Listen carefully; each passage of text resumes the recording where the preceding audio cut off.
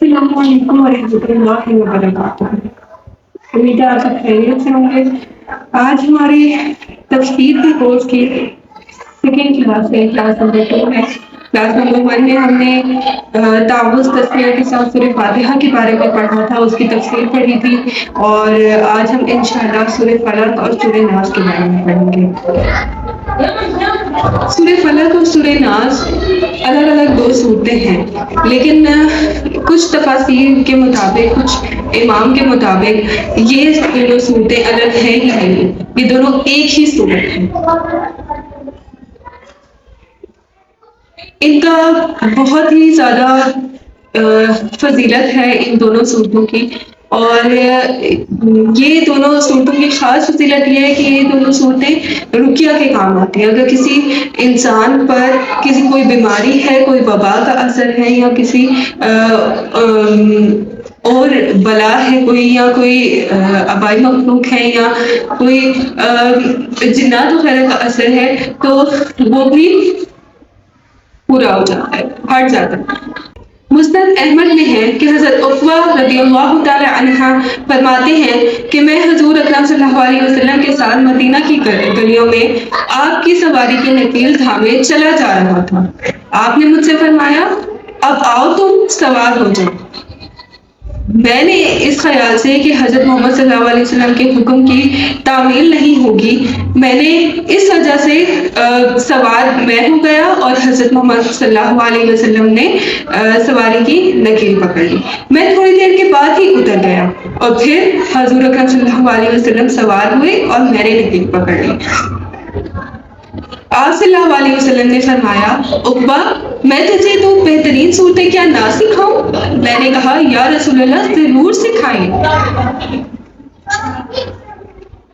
بس آپ نے مجھے سورہ فلق اور سورہ ناس سکھائیں، پھر نماز پڑھی ہوئی اور آپ صلی اللہ علیہ وسلم نے نماز پڑھائی، اور انہی دونوں صورتوں کی تلاوت کرنے کے بعد مجھ سے فرمایا کہ تو نے دیکھ لیا، سن، جب تو سوئے اور جب تو کھڑا ہو انہیں پڑھ لیا۔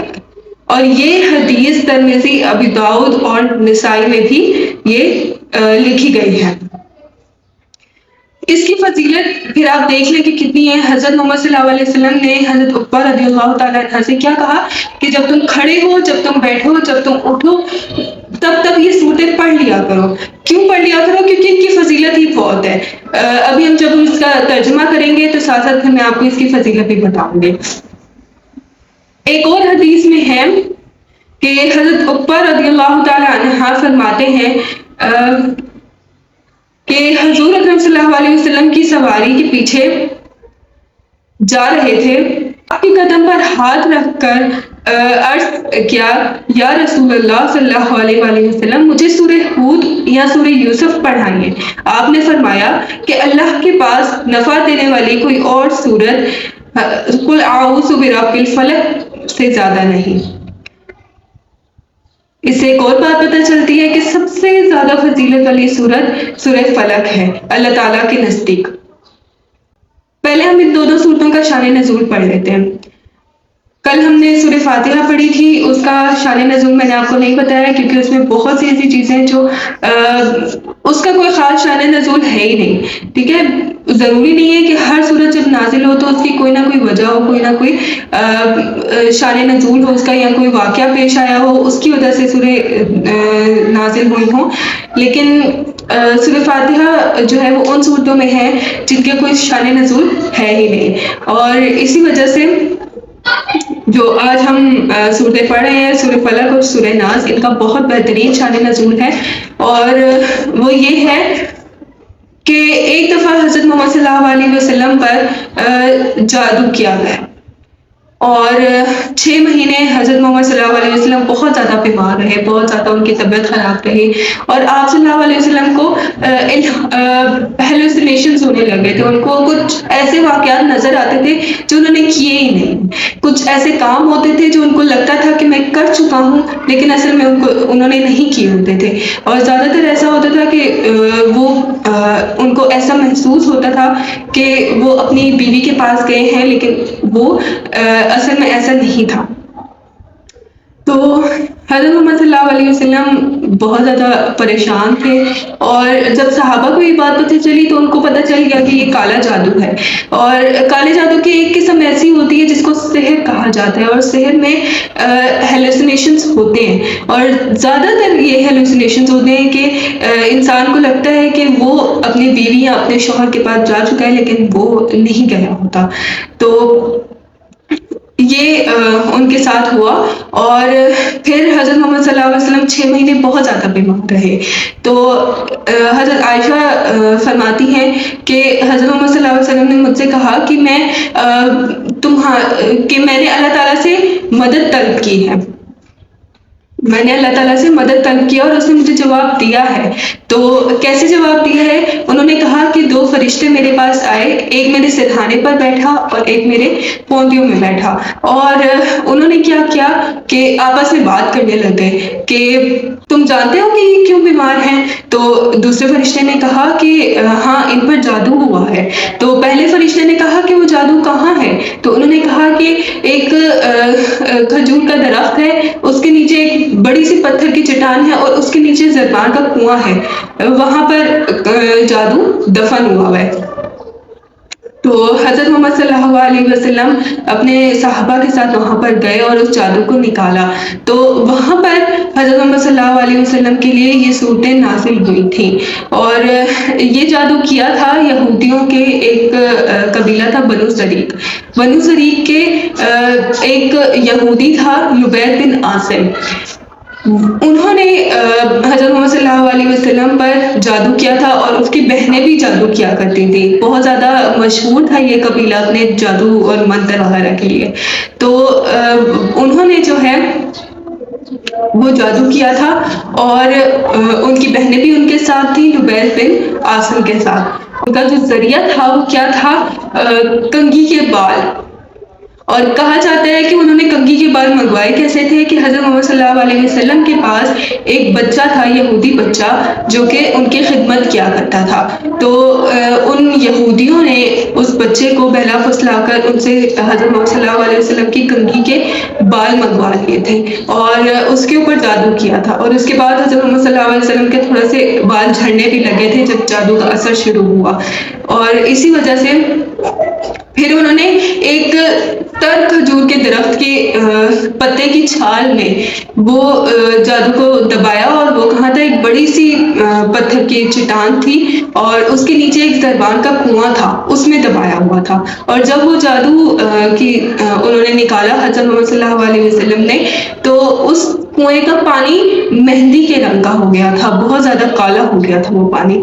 اور پھر وہاں پر یہ دونوں صورتیں حضرت جبریل علیہ السلام لے کر آئے تھے، اور ان پر یہ نازل ہوئی تھی، حضرت محمد صلی اللہ علیہ وسلم پر یہ نازل ہوئی۔ پھر ان کو کہا گیا کہ یہ صورتیں پڑھیں۔ پھر جیسے جیسے انہوں نے یہ صورتیں پڑھی، ان دونوں صورتوں کی 11 آیات ہیں، اور اس میں 11 گرہیں تھیں، تو ایک ایک آیت پڑھتے ہی وہ ایک گرہ خود بخود کھل جاتے۔ تو اس حوالے سے ان دونوں صورتوں کی بہت زیادہ فضیلت ہے، اور کہا جاتا ہے کہ حضرت محمد صلی اللہ علیہ وسلم نے اس کنویں کو بعد میں بند کروا دیا تھا۔ پھر صحابہ نے حضرت محمد صلی اللہ علیہ وسلم کو کہا بھی کہ ہم چاہتے ہیں کہ ہم ان کو سزا دیں، لیکن حضرت محمد صلی اللہ علیہ وسلم نے کہا کہ میں اس قوم میں فساد نہیں ڈالنا چاہتا ہوں، اور اسی وجہ سے انہوں نے ان یہودیوں کو محسوس تک نہیں ہونے دیا کہ وہ جانتے ہیں کہ یہ سب کچھ ہوا ہے، وہ جانتے ہیں کہ جادو ہوا ہے۔ اور اس کے بعد حضرت محمد صلی اللہ علیہ وسلم کچھ روز بیمار ہیں، اور اس کے بعد وہ ٹھیک ہو گئے تھے۔ تو اب ہم اس کے ترجمہ کرتے ہیں۔ اعوذ باللہ من الشیطان الرجیم، بسم اللہ الرحمن الرحیم۔ سب سے پہلے سورۃ فلق پڑھیں گے۔ کل، کہہ دیجیے، اعوذ، میں پناہ مانگتا ہوں، بربی، اپنے رب کی، فلق، صبح، کس کی؟ صبح کے رب کی۔ کہو یا کہہ دیجیے کہ میں صبح کے مالک کی پناہ مانگتا ہوں۔ یہاں پر صبح کیوں استعمال ہوا؟ دیکھیں، یہاں پر ایک طرح سے ایک اللہ تعالیٰ نے ایک اشارہ دیا کہ جو اللہ، جو رب رات کے اندھیرے کو دن کے اجالوں میں بدل سکتا ہے، نفس کا اندھیرا ہے یا جنات ہے یا جادو ہے اس کو بھی تو روشنی میں بدل سکتا ہے، ہدایت کی روشنی میں بدل سکتا ہے یا اپنے نور کی روشنی میں بدل سکتا ہے۔ تو یہاں پر اسی وجہ سے صبح کا لفظ استعمال ہوا ہے۔ من شر ما خلق، ہر اس چیز کے شر سے جو اس نے پیدا کی ہے۔ یہاں پر انسان اللہ تعالیٰ سے ہر اس چیز کے شر کی پناہ مانگتا ہے، جیسے جنات ہیں وہ اللہ تعالیٰ نے ان کو پیدا کیا، جیسے شیطان ہیں اللہ تعالیٰ نے ان کو پیدا کیا، جیسے جادو کرنے والے ہیں اللہ تعالیٰ نے ان کو پیدا کیا۔ تو یہاں پر انسان ہر اس چیز کے شر کی پناہ مانگتا ہے جو اللہ تعالیٰ نے پیدا کی ہے، اس میں وہ تمام چیزیں آ جاتی ہیں۔ وَمِن شَرِّ غَاسِقٍ إِذَا وَقَبَ، اور اندھیری رات کے شر سے جب وہ پھیل جائے۔ یہاں پر اندھیری رات کا ذکر کیوں ہوا؟ اس لیے ہوا کہ دیکھیں جو بھی مسائل ہوتے ہیں یا جو بھی یہ جادو ٹونا ہوتا ہے یا جو بھی سحر کرتے ہیں وہ سب رات کا سہارا لیتے ہیں۔ دن میں آپ کو کوئی بھی ایسے لوگ نظر نہیں آئیں گے، رات میں آپ قبرستانوں میں چلے جائیں، وہاں پر قبروں میں بیٹھ کے لوگ چلے کاٹ رہے ہوتے ہیں، یہ سارا کام رات میں ہوتا ہے، کیونکہ اس ٹائم میں تمام جو ایسی چیزیں ہیں وہ تمام چیزیں عروج پر ہوتی ہیں، ان کی طاقتیں عروج پر ہوتی ہیں اور اسی چیز کا جادوگر فائدہ اٹھاتے ہیں۔ تو یہاں پر انسان اللہ کی پناہ لیتا ہے ہر اس چیز کے شر سے، ہر اس اندھیرے سے جو رات میں چھا جاتا ہے۔ وَمِن شَرِّ النَّفَّاثَاتِ فِي الْعُقَدِ، اور ان جانوں کی شر سے جو گرہوں میں پھونک مارتی ہیں۔ گرہوں میں پھونک مارتی ہیں مطلب جادو کرنے والی اور جادوگر عورتیں یا جادوگر مرد، کیونکہ یہاں پر کیا تھا کہ لبید بن عاصم کی بہنیں بھی جادو کیا کرتی تھی، تو اس حوالے سے کہا گیا ہے کہ ہر اس جان کے شر سے جو کہ جادوگر ہیں یا پھونکنے والی ہیں۔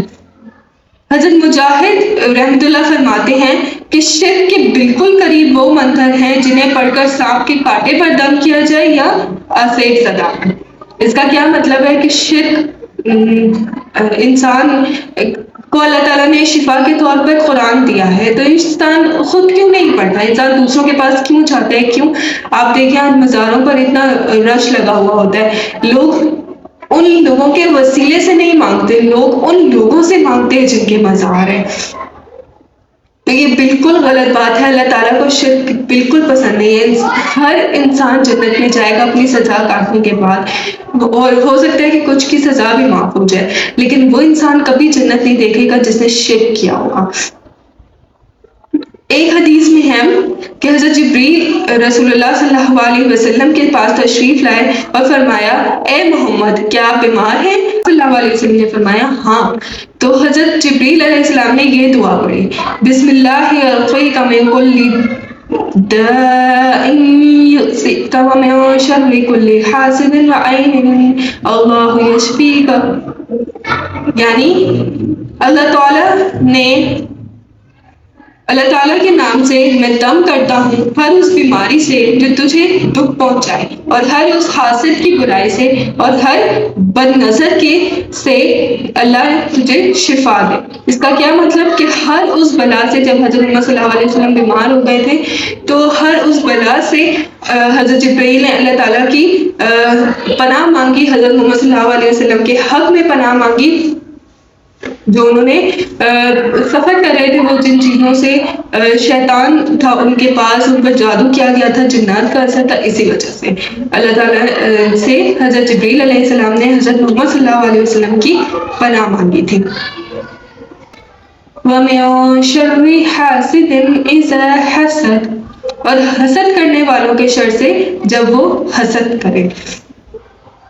یہ دونوں مکی صورتیں، اور مکی صورتیں وہ ہوتی ہیں جو ہجرت سے پہلے تھی. تو ہجرت سے پہلے جب اسلام پھیل رہا تھا تو یہودی اور منافقین حضرت محمد صلی اللہ علیہ وسلم سے حسد کرنے لگ گئے تھے. جب لوگ آپ صلی اللہ علیہ وسلم کی بات سنتے اور ان پر عمل کرتے، یہاں تک کہ جب وہ انسان جو اسلام سے سخت نفرت کرتا تھا، حضرت عمر رضی اللہ تعالیٰ عنہ، اور جب انہوں نے بھی اسلام قبول کیا تو یہودیوں کی طاقت ٹوٹ گئی تھی، اور اسی وجہ سے وہ بہت زیادہ حسد کرنے لگے تھے حضرت محمد صلی اللہ علیہ وسلم سے. اور اس لیے انہوں نے لبید بن عاصم کے ذریعے سے حضرت محمد صلی اللہ علیہ وسلم پر جادو کروایا ان کے کنگھی کے بالوں سے. اس لیے کہتے ہیں کہ جب بھی کنگھی کے بال پھینکے تو ان کو کسی جگہ پر دبا دیں یا ان کو کاٹ کر پھینکیں، یا ایسے کنگھی کے بال نہیں پھینکنے چاہیے اور کنگھی میں لگے بھی نہیں رہنے چاہیے.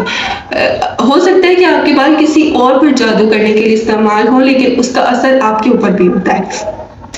اگلی سورہ ہے سورہ ناس. قل اعوذ برب الناس، کہو کہ میں پناہ مانگتا ہوں سب لوگوں کے پروردگار کی. پہلے سورہ فلق میں پناہ مانگی گئی صبح کے مالک کی، پناہ مانگی گئی ہر اس چیز سے جو رات میں آتی ہے، وہاں پر پناہ مانگی گئی تھی اللہ تعالیٰ کی ہر اس شر سے، ہر حاسد سے. ٹھیک ہے، یہاں پر پناہ مانگی جا رہی ہے تمام لوگوں کے پروردگار سے، مالک الناس، سب لوگوں کے بادشاہ کی. کس کی پناہ مانگی جا رہی ہے؟ تمام لوگوں کے بادشاہ کی. من شر الوسواس الخناس، اس وسوسہ ڈالنے والے کے شر سے جو پیچھے کو چھپ جاتا ہے. یہ بہت زیادہ امپورٹنٹ چیز ہے. وسوسہ بیسیکلی وسوسہ ہے کیا؟ وسوسہ آپ کے شیطان آپ کی سوچ کے ساتھ، آپ کے دماغ کے ساتھ کھیلتا ہے، اور یہ وسوسہ بیسیکلی ایک خیال ہے جو آپ کے دل میں آتا ہے شیطان کی طرف سے. اکثر آپ دیکھیں، آپ جب نماز پڑھتے ہیں تو آپ کے دماغ میں بہت ساری چیزیں گھوم رہی ہوتی ہیں کہ ابھی میں نماز پڑھوں گا، پھر میں یہ کروں گا، اور اکثر آپ کی نماز میں بہت سے فاسق خیالات بھی آ رہے ہوتے ہیں. وہ سب شیطان کی طرف سے، کیونکہ وہ آپ کا دھیان ہٹانا چاہتا ہے. ایک دفعہ حضرت محمد صلی اللہ علیہ وسلم کے پاس کچھ صحابی آئے تھے اور انہوں نے کہا کہ یا رسول اللہ، جب ہم نماز پڑھتے ہیں نا تو ہمارے دماغ میں ایسے خیالات، ایسے فاسق خیالات آتے ہیں کہ ہمارا کہ ہم وہ بیان کرنے سے پہلے نا یا تو ہم خودکشی کر لیں یا پھر ہم لوگ آسمان سے زمین پر گر جائیں. اس سے بھی زیادہ برے خیالات ہیں. تو آپ صلی اللہ علیہ وسلم نے کیا کہا کہ یہ ایمان کی نشانی ہے، اور پھر انہوں نے کہا کہ سورہ فلق، سورہ ناس، اعوذ باللہ، یہ سب آیت الکرسی، یہ سب پڑھ لینی چاہیے. اور کہتے ہیں کہ جب نماز میں آپ کے برے خیالات ہیں یا برے وساوس آئیں تو آپ لوگوں کو چاہیے کہ 3 دفعہ یا 5 دفعہ 7 دفعہ اعوذ باللہ من الشیطان الرجیم پڑھ کر تو الٹی سائڈ پہ 3 دفعہ اسپٹ کر دیا کریں، تھوک دیا کریں. ایسا نہیں، اس سے جو ہے وہ شیطان دور جا کر گرتا ہے. بخاری مسلم کی حدیث میں حضرت انس رضی اللہ تعالیٰ عنہ کی زبانی ایک واقعہ ہے جس میں بیان ہے کہ حضرت محمد صلی اللہ علیہ وسلم جب اعتکاف میں تھے تو ام المومنین حضرت صفیہ ان سے ملنے کے لیے آئی تھی، اور رات میں تھوڑی دیر ہو گئی تو حضرت محمد صلی اللہ علیہ وسلم نے کہا کہ میں آپ کو گھر چھوڑ کر آتا ہوں. تو حضرت محمد صلی اللہ علیہ وسلم حضرت صفیہ کے ساتھ ان کے گھر چلے گئے.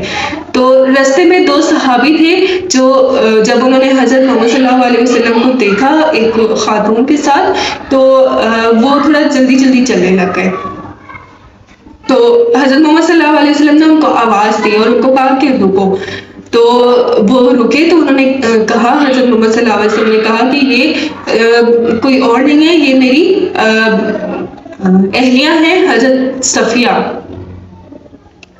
تو انہوں نے کہا کہ سبحان اللہ یا رسول اللہ، اس فرمان کی تو کوئی ضرورت ہی نہیں تھی. تو آپ صلی اللہ علیہ وسلم نے فرمایا انسان کے خون جاری ہونے کی جگہ میں شیطان گھومتا پھرتا ہے، تو مجھے خیال ہوا کہ کہیں تمہارے دلوں میں کوئی بدگمانی نہ ڈال دے. اس سے کیا پتہ چلتا ہے کہ جس طرح اللہ تعالیٰ انسان کے دل میں رہتا ہے، اللہ تعالیٰ انسان کے دل کے تمام حالات جانتا ہے، اسی طرح شیطان کا ہاتھ جو ہے نا وہ انسان کے دل پر ہوتا ہے، وہ انسان کے دل کو ایک دم سے بدل دیتا ہے، اس کے خیالات ایک دم سے بدل جاتے ہیں،